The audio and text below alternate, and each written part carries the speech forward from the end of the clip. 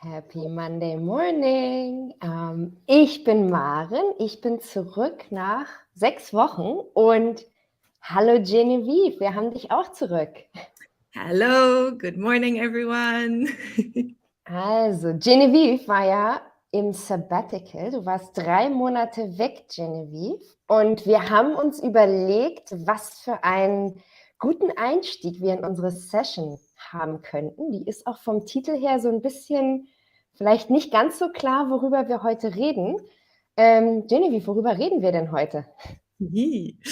Well, firstly, I'm just so happy to be back. I'm also very happy to see some familiar names in the comments. I'm so glad you're still with us and you're still listening and learning, of course. So this morning, I'm going to tell you a little bit about my sabbatical. So as Maren said, I was away for 3 months. And I'll tell you a little bit. And I want you to listen very closely to some of the words that I'm going to use. And we're going to talk about some indefinite pronouns. So some words like somebody, everything. Maybe you saw some of these words in our title banner for today. Something. Yeah. So keep your ears peeled. Yeah. And we're going to explain a little later when and how to use these words. Okay? Genau, das machen wir. Ich frage dich gleich. Also genau, ihr hört jetzt ganz genau zu und alle Wörter, die irgendwie mit any, some, no, every und dann so ein Ende haben, hört mal, was wir benutzen. Ihr könnt gerne in die Kommentare, während ihr zuhört, diese Wörter schon reinschreiben und dann schauen wir uns die genauer an. Also Genevieve, are you ready? I want to hear everything about your sabbatical. Did you do anything exciting or adventurous? Did you meet anyone interesting? And did you visit anywhere new? Whew, so many questions. So many. Well, where do I begin? Okay. Well, I did do something exciting. I traveled to California in the United States, so on the West Coast. I had never been to California before, so yes, I also visited somewhere new. Nice, nice. California. So what was your favorite place there in California? Well, it's really difficult to name just one. Everywhere was great in its own way. There were so many beautiful beaches along the Pacific Coast Highway. And we often had the beach to ourselves. There was nobody else around, nobody else on the beach. That sounds nice. So, but if there was nobody, so you didn't meet anybody interesting then? Not so fast. Oh, we did. Not on the beaches. We met nobody interesting on the beaches. But we stayed with different hosts along the way. So we stayed in different Airbnbs, and everyone was so friendly and interesting. We even stayed somewhere that had its own private pool and vineyard. Nice. What a shame we can't see photos now, Genevieve. That's not nice. Might make you too jealous. It was so wonderful. Das klingt alles super schön. Ich hoffe, ihr habt alle gut zugehört. Hat irgendjemand Indefinitpronomen rausgehört? Oh mein Gott, was ist das für ein schlimmes Wort, Indefinitpronomen? Schauen wir uns mal ein bisschen genauer an, was das... Oh, Sabine, ich sehe everything, anything, anyone, something, somewhere, anywhere. Genau, also das sind Indefinitpronomen. Was genau ist ein Indefinitpronomen? Also Pronomen sind ja Wörter wie ich, du, er, sie, es, oder wenn wir Possessivpronomen haben, haben wir mein, dein, sein, ihr und so weiter.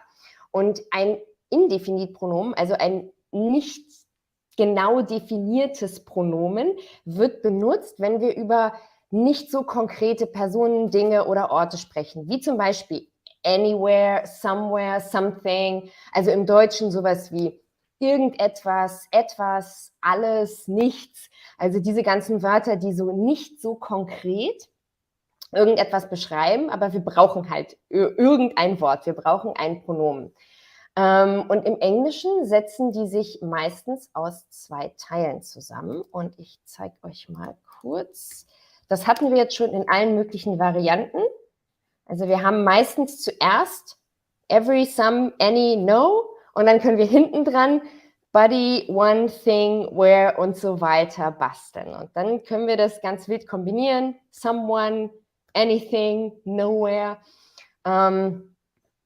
Und genau, wann, wie benutzt man das? Besonders dieses everything, something, everything, anything ist ja ein bisschen kompliziert. Und wir fangen mal an und schauen uns erstmal das every genauer an. Das ist im Deutschen so ein bisschen wie alles. Und ich hatte am Anfang zu Genevieve gesagt, I want to hear everything about your sabbatical. Also im Deutschen würden wir sagen, ich möchte alles über dein Sabbatical hören. Ja. Ganz einfach. Und jetzt schauen wir uns noch einen Satz auch mit every an. Und da machen wir nicht everything, sondern everyone. Everyone was so friendly and interesting. Was it like that in California, Genevieve? It really was. I mean, we stayed with lots of different types of hosts, some young, some old, some were from California, some were not. And everyone had so many great stories and they could tell us a lot about the area we were Nice. staying. It was amazing. Very nice. Genevieve, was ist der Unterschied zwischen everyone und everybody? Im Deutschen wäre es jeder. Also dieser Satz wäre, everyone was so friendly and interesting. Jeder oder alle waren freundlich und interessant. Und wenn ich jetzt sagen würde, everybody was so friendly and interesting, same oder? Same. Ja, bedeutet genau das Gleiche. Everybody, everyone. Und dementsprechend sind auch somebody und someone genau gleich. Und die anderen mit der Endung body und one ebenfalls. Also es ist so alles genau die gleiche Bedeutung. Sehr schön. Aber schauen wir uns nun some and any nochmal genauer an. Also wer erinnert sich noch an den Unterschied, wann man some verwendet und wann any? Also wir machen so ein kleines Quiz zum Aufwärmen. Ja. Also, I don't have some vacation days left or I don't have any vacation days left. Ich hoffe, der Satz ist not true. Nee. It's not true. Also, wann benutzen wir some, wann benutzen wir any? Das können wir auch irgendwann nochmal ganz genau wiederholen. Wir hatten mal ganz am Anfang eine Session dazu, aber ich sehe schon ein paar Antworten. Viele sagen any. Ja, genau. Any ist hier richtig. Also, als Faustregel gilt, any wird in Fragen oder negativen Sätzen verwendet und some in positiven Sätzen. Also schauen wir uns nochmal ein Beispiel an. Do we have any milk in the fridge? Do we have any milk in the fridge? That's a question. So we have any. And I really, really don't know. Do we have any milk in the fridge? And then a positive. Oh, no, this is not a positive. This is also a question, but it's also a positive. I would like to have some of those strawberries, please. This is a request. I would like to have some of these strawberries, please. Because I can see there are strawberries, and Mhm. I would like some of those strawberries. Und genauso funktionieren auch somebody, anyone, etc. Schauen wir uns Beispiele an. Warte, komm. I would like to eat something delicious for lunch. So I would like to have some of those strawberries. I'm looking at the strawberries, but here I would like to eat something delicious for lunch. Ich glaube, auf Deutsch würden wir sagen, irgendwas. Ich will irgendwas Leckeres. Genau. Und jetzt kommt eine Frage. And then we see any. So is anybody listening to me? Is anybody listening to me? Please, Hört someone. irgendjemand zu? Yeah. And here we could also say, is anyone listening to me? Bedeutet genau das Gleiche. Benutzt du Genevieve? Weißt du, ob du one oder buddy? Wusste nicht. Schwierige Frage, ne? Benutzt du eins öfter oder ist es völlig? Oh, ich weiß nicht. Ich denke, anyone. Anyone? Yeah. Not anybody? Oh, I do know Queen, Freddie Mercury would say, I need somebody to love. Someone, oh, I don't know. I think I use both. I really don't think I have a strong preference. Spannend. Aber wie ihr euch vielleicht erinnert, kann man in Fragen manchmal some finden. Also ich habe Faustregel gesagt. Es gibt immer Ausnahme. Besonders dann, wenn man einer positiven Antwort ausgeht. Also, oder wenn es um eine Sache geht, die vorhanden ist. Also, would you like some lemonade? Would you like some lemonade? Das ist eine Frage, aber ich habe das. Also Limonade ist da. Would you like some? Could somebody please give me learning tips for indefinite pronouns? And also, I mean, here I'm looking at some people, or I know that somebody has the answer. I know somebody can teach me. So I really think somebody will say, yes, I can. But if I stand on the S-Bahn and I just get on and I say, can anybody teach me about pronouns? I would say anybody, because I don't know if there's somebody on the S-Bahn that knows anything about indefinite pronouns. Es klingt ein bisschen kompliziert. Wir schauen uns das im Quiz gleich nochmal ein bisschen genauer an. Ich glaube, im Deutschen haben wir oft so ein anybody ist mehr so irgendjemand da draußen und somebody wäre hier, also in diesem Fall wäre das so, kann jemand von euch mir bitte Learning-Tipps geben für Indefinite Pronouns? Und could anybody wäre halt so ein, gibt es hier irgendeinen Menschen, der die mir helfen könnte? Und ich bin mehr so unsicher, also ob die Antwort ja oder nein ist, stimmt. Ja. Genau, und bei somebody erwarten wir, dass das jemand das kann. Wir wissen nur nicht genau, wer. Genau. Ja, wir haben auch noch was ganz anderes Spannendes, und zwar den Unterschied zwischen anything und everything. Der ist im Deutschen, ich glaube, der ist für uns Deutsch-Muttersprachler und Muttersprachlern auch so ein bisschen kompliziert, weil wir schauen uns mal diesen Satz an. I would do everything oder I would do anything. Yeah, and in English, for me, it's completely different. Completely different. Und im Deutschen würden wir eigentlich beides übersetzen mit ich würde alles machen. Ich würde alles tun. Was ist der Unterschied? Schauen wir uns das vielleicht mal mit ein bisschen anderen Sätzen an, wo wir aber diesen Unterschied zwischen anything und everything vielleicht ein bisschen genauer verstehen. Also, wenn ich sage, I haven't done anything. Du fragst mich, was ich heute gemacht habe, und ich sage, I haven't done anything. Dann bedeutet das auf Deutsch, ich habe absolut gar nichts gemacht. Ich habe nichts gemacht. Und wenn Kein einziges Ding, könnte man auch sagen. Genau, du hast mir eine Liste gegeben, Maren. bitte, Ja. bitte mach diese 5 Sachen oder diese 10 Sachen. Und ich sage, I haven't done anything, also ich habe nichts gemacht. Und wenn ich aber sage, I haven't done everything, bedeutet das, ich habe ein paar Sachen gemacht, Ja. aber nicht alles. Genau. Also ich habe vielleicht 4 von den 5 Sachen erledigt oder auch nur 2, aber nicht alle. Genau, also dann könnte man anything hier also übersetzen wie nix und dann everything ist nicht alles.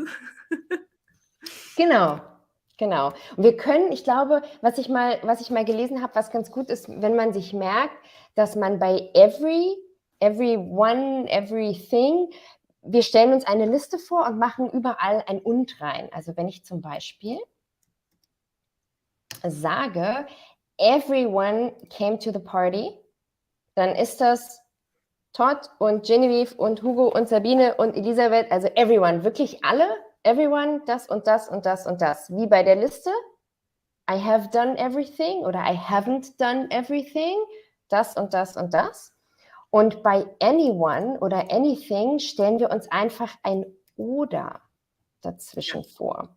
Ja, Also wenn ich zum Beispiel sage, anyone can help me, dann heißt es Diana oder Karen oder Stefan oder Ingrid, any person from the group oder anything from the list. Puh. ja. Aber wir schauen uns das gleich im Quiz nochmal bei ein paar Sätzen an. Ich glaube, für uns ist das so schwierig, weil wir das im Deutschen, wir sagen alles, ich habe alles gemacht oder ich habe nicht alles gemacht. Das ist so ein bisschen, wir übersetzen es oft gleich und im Englischen gibt es da schon einen deutlichen Unterschied. Stimmt. Ja. Aber bevor wir ins Quiz gehen, Genevieve, ich möchte gerne noch über no, one und nothing und so lernen. Ja. Doch. Okay, so, wir hatten schon some, every, any. Jetzt kommen wir zu nobody, nowhere. Und die funktionieren eigentlich genauso einfach wie alles mit every.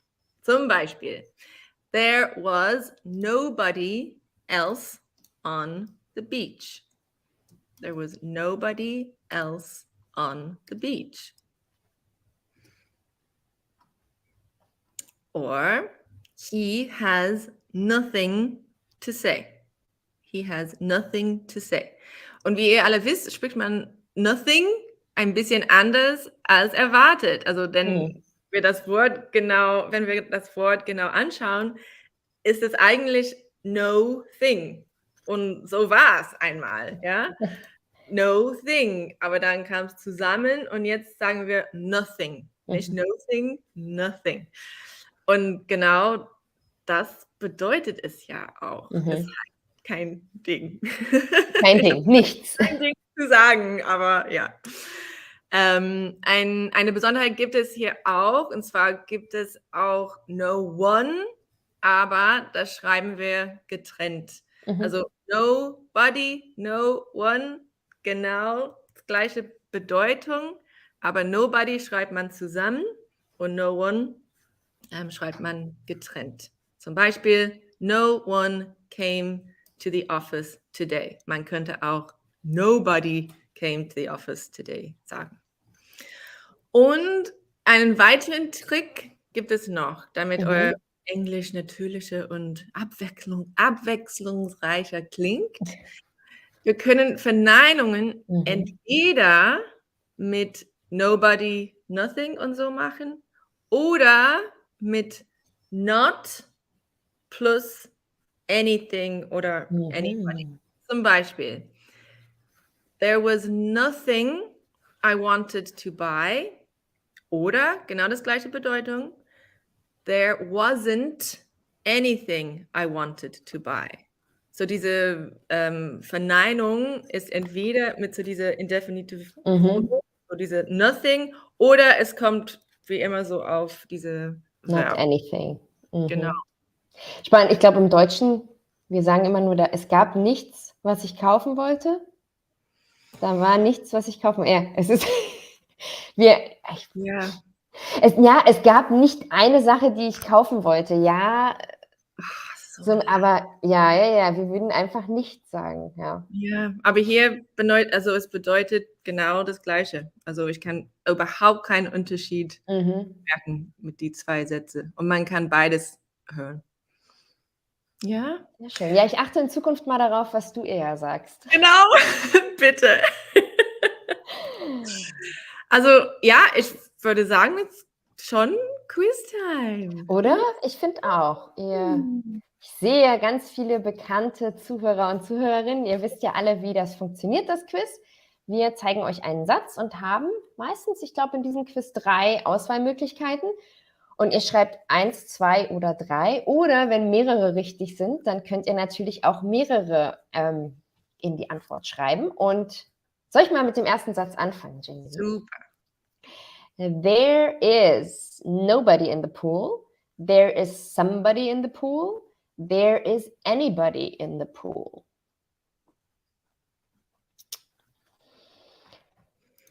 And as Maren said, maybe there's more than one correct answer. Mhm. And maybe it has the same meaning or maybe it has a different meaning.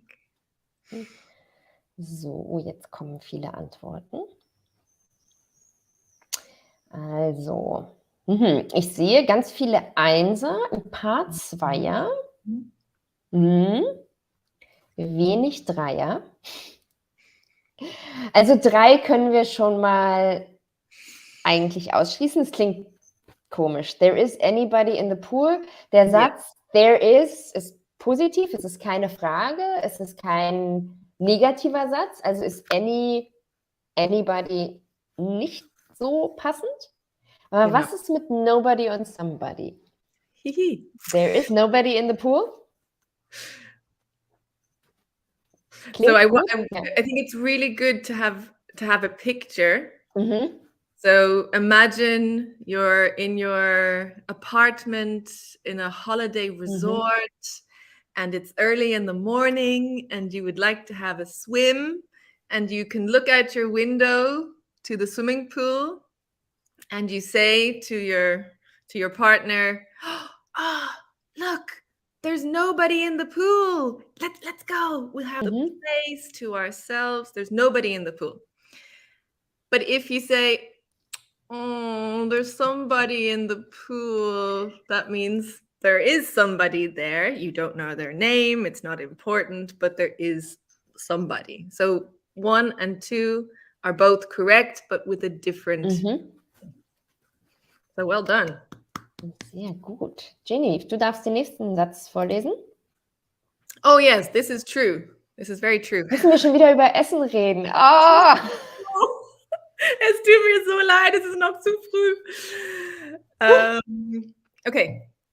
I would love to eat nothing dumplings now, any dumplings now, some dumplings now. Dumplings. And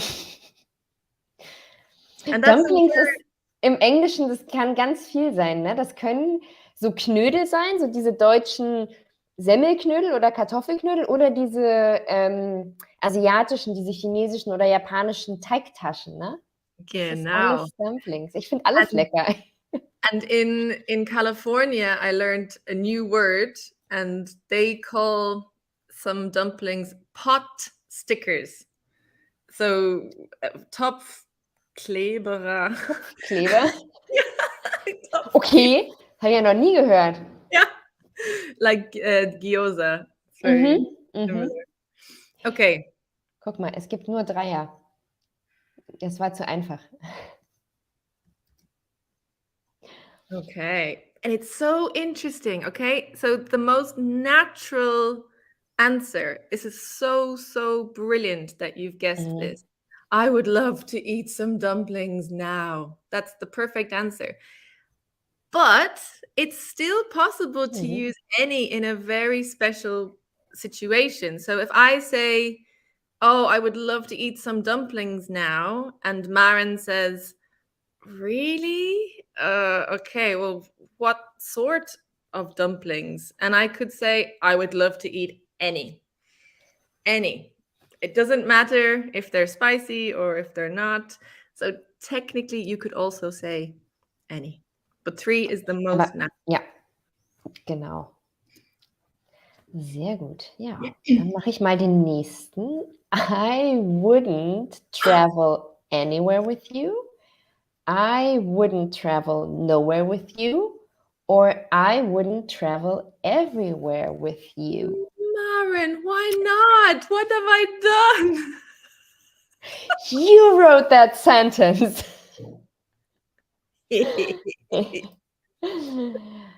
Also, wir haben einen negativen Satz. I wouldn't. Ich würde nicht. I wouldn't travel anywhere with you. I wouldn't travel nowhere with you. Oder I wouldn't travel everywhere with you. Also ich sehe schon mal keine 2. Und die 2 klingt auch ganz komisch hier, weil wir haben ja nowhere und wouldn't. Yeah, Das passt what nicht. you say again? Doppelverneinung? Doppelverneinung, ja. Ja. Aber ich sehe ganz viele Einser. I wouldn't travel anywhere with you. Es ist ein böser Satz, aber er ist grammatisch gesehen richtig. Also es bedeutet, ich würde nirgendwohin mit dir reisen.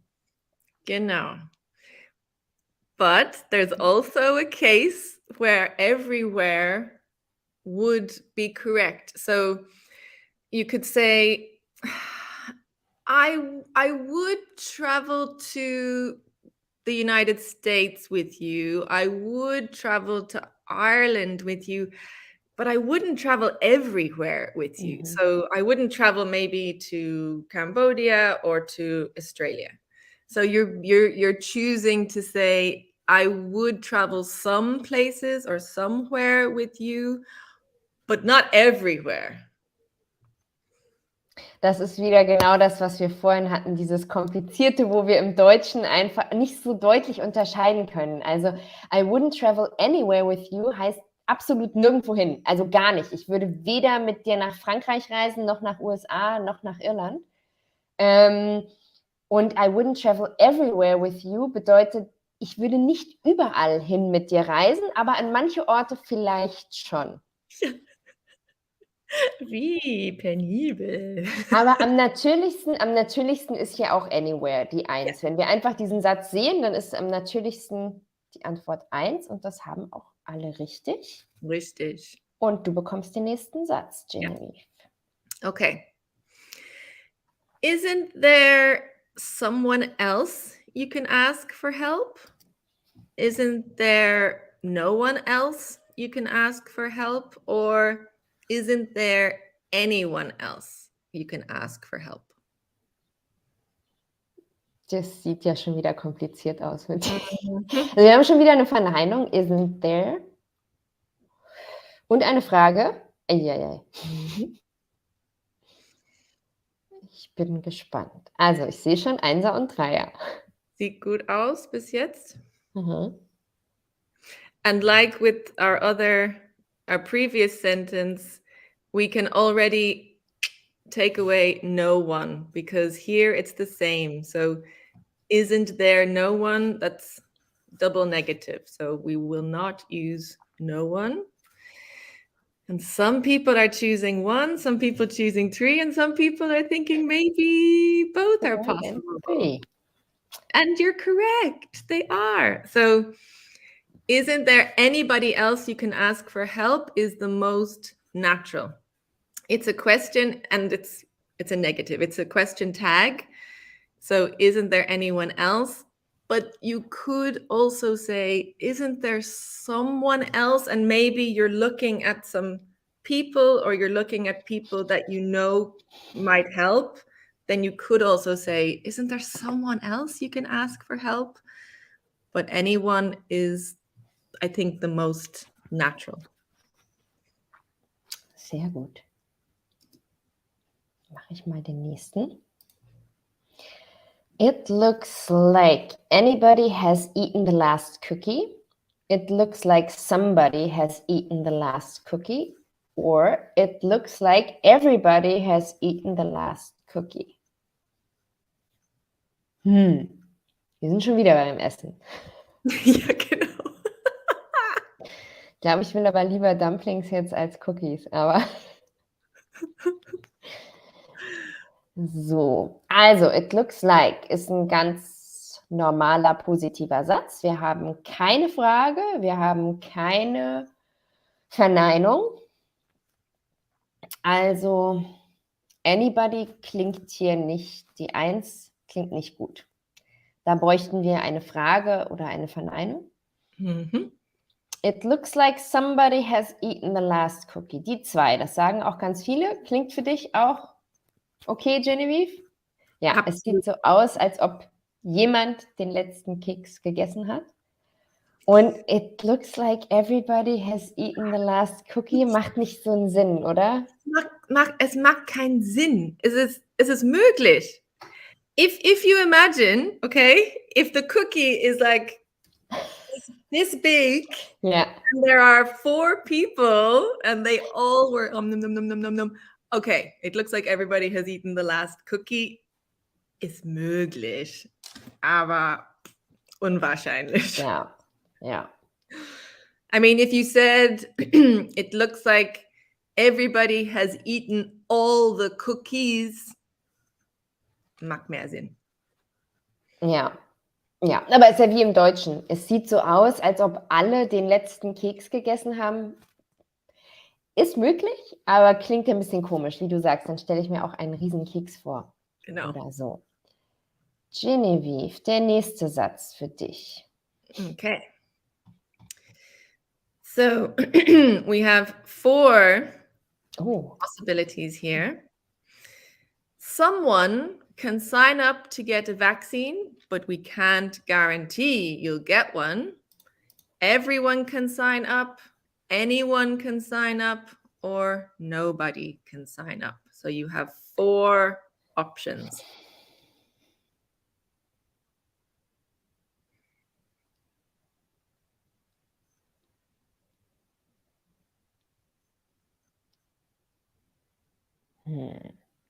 Wichtig ist auch der zweite Teil von dem Satz, ne? Mhm. Wenn wir nur den ersten Teil haben, dann gehen, glaube ich, ein paar mehr. Ja. Aber mit dem zweiten Teil müssen wir so ein bisschen drüber nachdenken, was ist eigentlich logisch? Was macht überhaupt Sinn, wenn wir uns den Satz anschauen? So, ganz viele Zweier sehe ich und ein paar Dreier. Mhm. Was sagst du, Genevieve? I think you're brilliant. You're all brilliant. So the one that we can take away immediately is nobody, because that doesn't make any sense. So nobody can sign up to get a vaccine. Punkt. But nobody can sign up to get a vaccine, but we can't guarantee you'll get one. Makes no sense, because if you don't sign up, then there's no question about getting or not getting. I think the most natural 2 answers are everyone can sign up or anyone can sign up. I think maybe 1 or 2 people said someone. Again, it's okay, but not natural. Everyone or anyone is the best.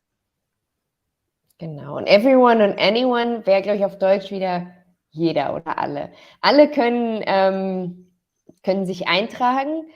Ja, oder alle können sich eintragen. Ja, genau. Jeder und jede, ja. Genau. Und der Unterschied ist wieder, bei everyone sind wirklich alle gemeint, also du und du und du und du. Und bei anyone ist halt du oder du oder du oder ja. No. Genau. Sehr lustig, ja. Das macht mir immer einen Knoten im Kopf.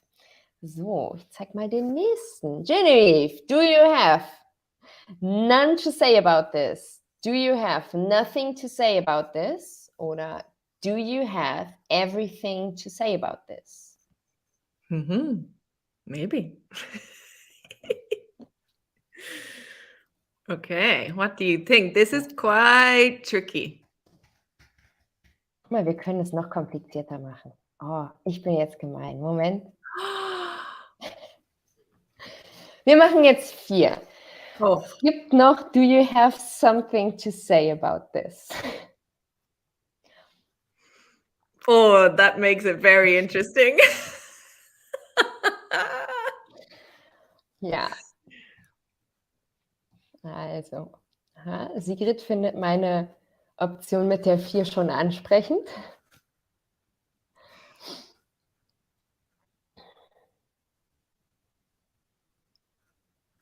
Also, was können wir schon ausschließen, Genevieve? None. None. Weil none ist für Personen. Not always. Not always. Ja, stimmt, du hattest vorhin ein Beispiel. Ja, okay. Because I mean, no one. Yes, that's for people only. But none is if you have something very, very specific and countable. So, for example, how many dumplings did you eat? None. If I say, how much did you eat? Nothing. But if I'm saying specifically dumplings or how many books did you read? None. Not one thing. So we can take away that already. If we say, do you have nothing to say? So imagine you are in a meeting at work and you think somebody could have an opinion, eine Meinung about a topic, but the person is completely quiet, they're looking down, and you say, do you have nothing to say? Like, this is your job or this is important to you. You could also say, do you have something to say about this? But this might be if you are making a face like, and you say, Genevieve, do you have something to say about this? So I think you do have something, but you're just trying to be quiet. And then, do you have everything to say about this? Doesn't make any sense. Also 2 und 4. Ja. Und richtig mit ein bisschen unterschiedlicher Nuance, ja. Hast du nichts? Ja, aber im Deutschen geht das auch. Ich würde ja sagen, hast du nichts dazu zu sagen? Also du bewegst dich gar nicht, du machst gar nichts, hast du etwa nichts dazu zu sagen? Oder, sag mal, Genevieve, möchtest du was dazu sagen? Dein Gesicht ist so, hast du was dazu zu sagen? Sehr schön. So, jetzt habe ich, nee, du bist dran, glaube ich, ja. This never happens to me. I couldn't find nothing I liked on the menu. I couldn't find everything I liked on the menu.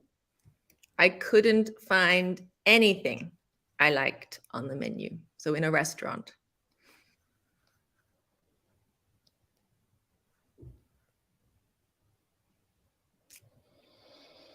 I couldn't find. Also, wir haben einen negativen Satz. Ich konnte nicht. Oder ich konnte nichts finden. Also ganz viele Dreier. I couldn't find anything I liked on the menu. Klingt auch am natürlichsten für dich? Yes. So it's a negative sentence. Couldn't find anything. I couldn't find nothing is a double negative. So, And just like with the do you have sentence before, I couldn't find everything I liked on the menu. It's just not likely. So everything that you like, you couldn't find on one menu. It just doesn't make any sense. I mean, if you are in a shop, and this happened to me recently, you could, maybe the person working at the Kasse, at the cash desk could say, did you find everything you were looking for? That is possible. But I couldn't find everything I liked. That's really impossible. Ja. Sehr unwahrscheinlich. Yeah. So, 2 Sätze haben wir noch. Ich mache mal den vorletzten. No one lives on that island. Anyone lives on that island. Oder not anyone lives on that island. Which island? I don't know. Vielleicht eine ganz kleine, schöne Insel irgendwo in der Karibik. No one lives on that island. Die 1 sagen zum Beispiel Beatrice, Michael und Sabine. Ledi sagt auch 1, Gerda auch. Und no one lives on that island klingt auch ganz natürlich. Oder? Yeah. No one. Anyone lives on that island? No negative, no question. Genau, genau. In einer Frage wäre das, Yeah, does so does anyone exactly. Does live on that anyone island? live on that island? But no one is the most natural here. You could also say nobody. That's Mhm. fine. Not anyone. Oh, no. No. I mean, sometimes you can say not anyone. Again, I would never say it, but if someone says nobody lives on that island, like not anyone, not anybody, in this kind of you're really, really stressing this question. That's possible, but with at the beginning of a sentence, of a whole statement, no. Nope. Letzter Satz für dich, Genevieve. Again, Essen. Have you eaten nothing in the last 3 hours? Have you eaten anything in the last 3 hours? And have you eaten everything in the last 3 hours? Oof, this is a tricky one to finish with. But we'll go with the most natural. The most natural. Aber schreibt gern alle, die möglich sind.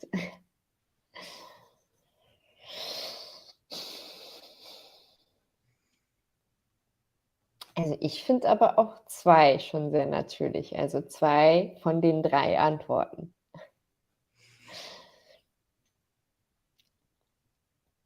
Also ich sehe schon, alles wurde zumindest einmal genannt.